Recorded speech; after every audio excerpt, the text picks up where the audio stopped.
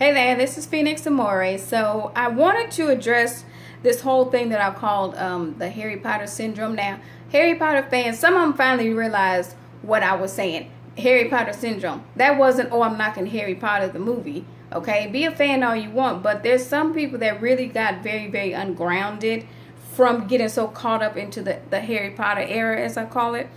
Where I'm trying to head with this and really explain to people, it's very dangerous. Okay, I've been doing readings a long time. I used to try to hide that I did readings, but I've been doing them a long time.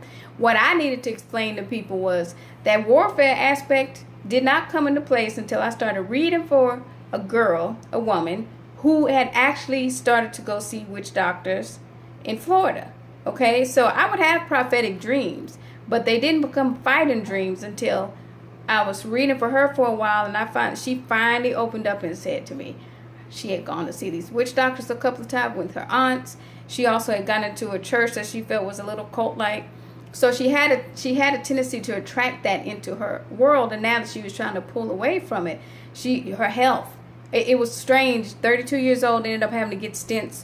But what happens is people get lazy. See, so a lot of times what people do with witchcraft, they want to attract money, so they do a spell, and it's when they don't know what is granting that to them that they run into trouble. So she owed, and what I said by girl, you owe. She was granted jobs and stuff was coming easy, but now she's in the hospital having to get stents at 32, and it clicked to her then, this is what it takes. Yes, it takes something from you, and that's why I try to describe fertility issues and all. You can get mad all you want. That's one thing that's beautiful about God, has put a strength in me, where when I tell somebody, look, if you were dabbling in stuff, doing all that stuff, doing stuff to people, coming for innocence, it's going to take something from you. And a lot of times you'll find that a lot of people that are deep into witchcraft have fertility issues, and on top of that they start dabbling on other people's kids or whatnot when they get jealous or want to have a baby and think, oh, if I do this spell on this person's child, then I'll be able to have a baby. So it gets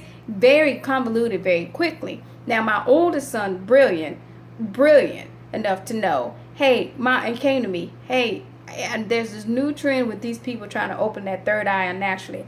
You are absolutely right. That's why I was so proud. He was like, nah, I'm not going to even try to do that. And I was like, that's exactly right. I didn't do any of that stuff. My stuff came very naturally. And so for him to be smart enough to know, when you open that third eye unnaturally, you open yourself up to a whole lot of issues. And if you're not ready to see that stuff, that's why you got all these people now for real with some serious ass mental health issues, more this crazy type violence that you're seeing out there. And at the end of the day, it's fascinating, but when you don't know what you're dealing with, you finding a lot of illnesses around a lot of people who had been dabbling in stuff. That's why I said that veil is broke. That's your fault. You were dabbling and now you owe, and it comes seeking. That's why I talked about people putting the blood of the lamb on the doorpost and all that. That stuff was real. That's why I tell sometimes people about Catholic churches and all that, churches that know about that deep spiritual stuff, demons and all. That stuff is very, very, very real. God has chosen some people to be able to see it and fight it.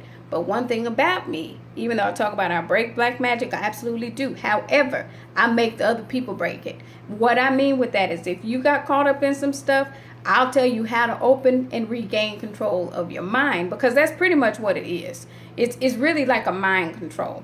And that's why I was putting that book out there with that ESP stuff. That stuff was very real. That's a form of dabbling, but that's that mind control. And unless you know how to discern, which is via dreams, that's what I help people do.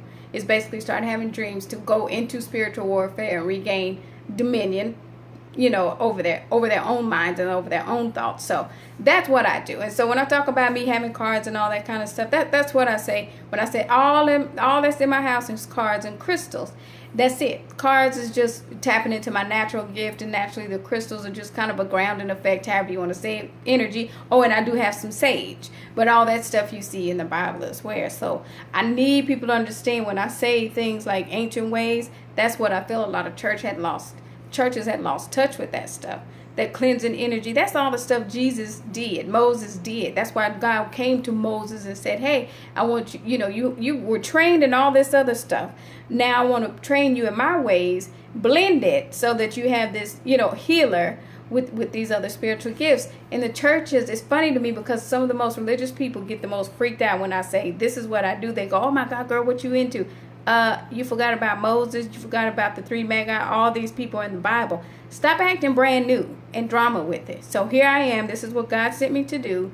So I'm sharing my gift. And in the meantime, yes, I'm going to make a little bit of money. I have bills to pay. So we're over all that kind of stuff. I'm over it. Really not open to hearing anybody else want to, try to deter me. If you want to learn from me, by all means, hit me up. That's where I am now. Thanks.